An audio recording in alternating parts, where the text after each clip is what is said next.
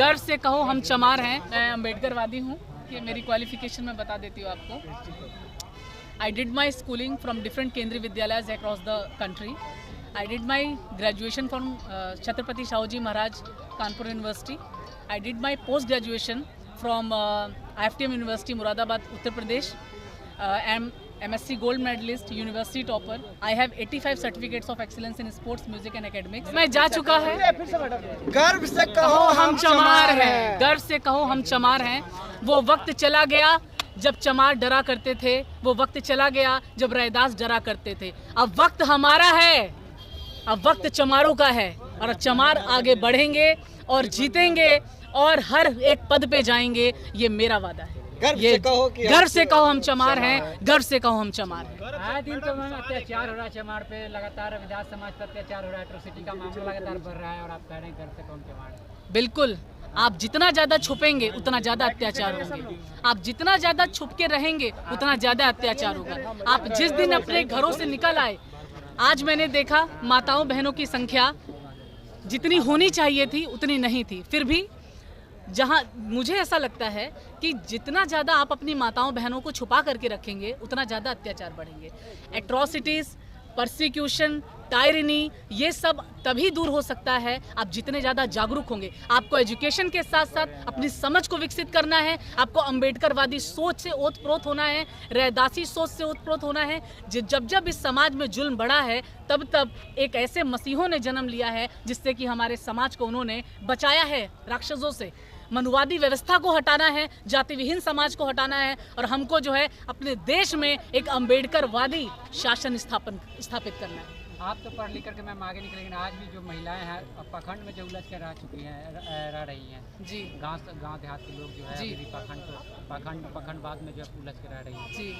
ये हमारी जिम्मेदारी है। जितनी भी पढ़ी लिखी महिलाएं हैं, मेरा उनसे आज ये आग्रह है कि आप अपने घरों से निकलिए, बाहर आइए, मीटिंग्स में आइए, लोगों को जागरूक करिए, क्योंकि आप तो पढ़ लिख गई, फिर उसके बाद क्या? बाबा साहब ने कहा था कि हमारे समाज के कारवा को आगे लेके जाना है। आपने जो है, आपको जितने रनों का टारगेट दिया गया था, आपने उतने रनों को पूरा अभी तो नहीं कर पाया।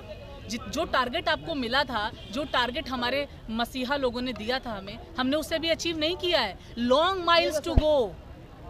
आप सभी भाई बहनों से मुझे कहना है, long miles to go, because you know pretty well कि हम अगर समाज में उत्थान कर सकते हैं तो सिर्फ और सिर्फ जाति विहीन समाज को बना करके। ये मैं सिर्फ एक पर्टिकुलर पार्टी के लिए नहीं कह रही, ये हर एक पार्टी का।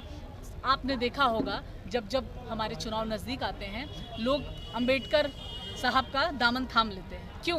क्योंकि उन्हें पता है कि बिना अंबेडकरवादियों के वो किसी भी समाज में किसी भी पार्टी को जिता नहीं सकते। तो ये हमारी ताकत है। गर्व से कहो हम चमार हैं, गर्व से कहो हम चमार हैं। रैदास जी कल्पना की बात कर रहे हैं और एक कर चमारों को लगातार टारगेट करके मारा जा रहा है। अभी छात्रावास के बाहर भी लिख करके लगाया गया बोर्ड की चमार भारत के लिए हानिकारक है, चमारों भारत छोड़ो, और आप करेंगे गर्व से कहो चमार है। ऐसे कैसे होगा? हाँ, सुनिए मेरी बात ध्यान से। इसके पीछे भी एक लॉजिक है। क्यों मारा जाता है चमारों को? जो सबसे ज़्यादा आवाज़ उठाता है, सबसे ज़्यादा उसी की आवाज़ को दबाया जाता है। क्यों आज चमार सबसे आगे निकल रहा है? आप किसी भी डिपार्टमेंट में जाइए, आप देखेंगे कि हर पदों पर कौन आसीन है। आप देखेंगे कि 99% ब्राह्मणवादी लोग आसीन हैं, लेकिन जो अगर 1% जो बचा हुआ है उस पर आपको हमारी बिरादरी का भी लोग मिलेगा। क्यों? क्योंकि उनको वो जागरूक हैं, क्योंकि उनकी समझ विकसित है, उनको वो इनलाइटेंड हैं। ठीक है। और जितना ज़्यादा चमार जो मारा जा रहा है, बहुत दुख होता है सुन करके। और बहुत सारे केसेस मैं देख रही हूँ, ये सुन करके बहुत मन व्यथित होता है। इसके लिए हम लोग बहुत जो है पूरी तरीके से, पूरी शिद्दत से हम लोग कोशिश करेंगे कि जितने भी एट्रोसिटीज़ हो रही हैं चमारों के ऊपर, हम लोग आवाज़ उठाएंगे। जी क्यों आखिर सम्मेलन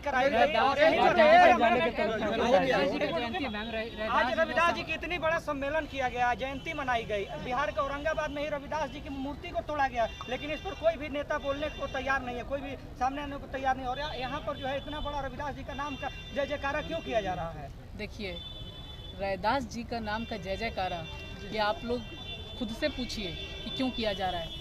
आप लोग अगर रैदास जी के बारे में पढ़ेंगे ना, तब आपको पता चलेगा कि रैदास जी इस देश में परम ज्ञानी, परम गुरु, सदगुरु, संत शिरोमणि गुरु रैदास के नाम से जाने गए। क्यों जाने गए?